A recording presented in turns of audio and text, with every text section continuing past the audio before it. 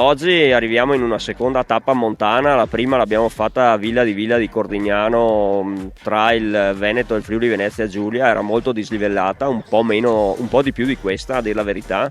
Questa è una seconda tappa, diciamo, modalità Sky Nordic in realtà. Abbiamo fatto un intermezzo a Rosà, dove il dislivello era di 19 metri, quindi in realtà abbiamo inserito anche quello. Questa tappa è una consuetudine, in realtà l'anno scorso per la prima volta avevamo fatto il contest e inserito l'andare e tornare dal dock sugli 8 km per Giro Nordic. Abbiamo ripetuto perché il livello organizzativo di Segusino è sempre altissimo, di conseguenza dobbiamo anche valutare questi aspetti. Gli amici dell'andare e tornare dal dock sono in realtà una macchina organizzativa che può accogliere qualsiasi tipo di evento. Per noi è molto importante trovare anche una soluzione di questo genere. Il panorama è ovviamente quanto di meglio si possa trovare sulle Prealpi. Siamo ai margini delle colline UNESCO, delle colline del Prosecco UNESCO, quindi abbiamo anche queste peculiarità da guardare. Abbiamo molti partecipanti che arrivano dalla piana, quindi ogni tanto fargli fare un collinare o un montano sicuramente può alimentare il gusto per il Nordic Walking che noi denominiamo Sky Nordic in questo caso, ecco.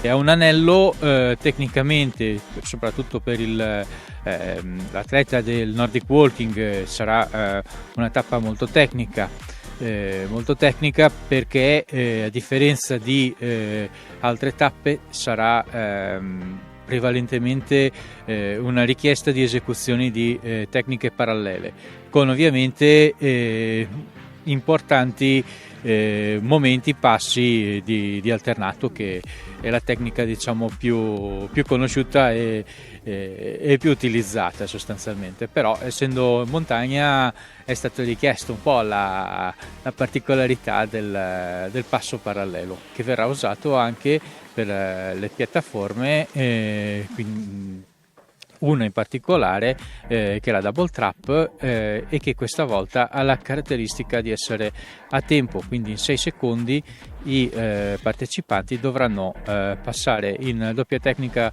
di parallelo a 2 un tratto di 8 metri.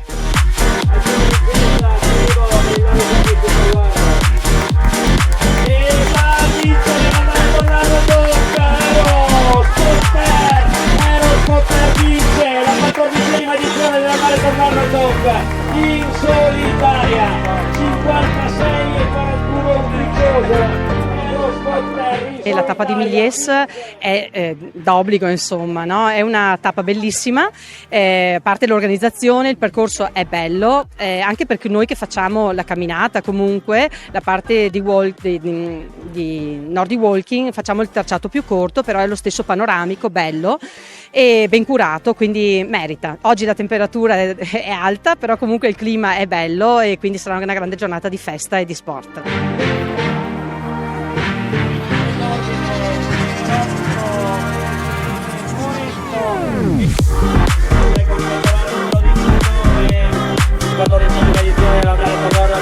Bella questa comitiva di trekker che viene a godere e pensilli.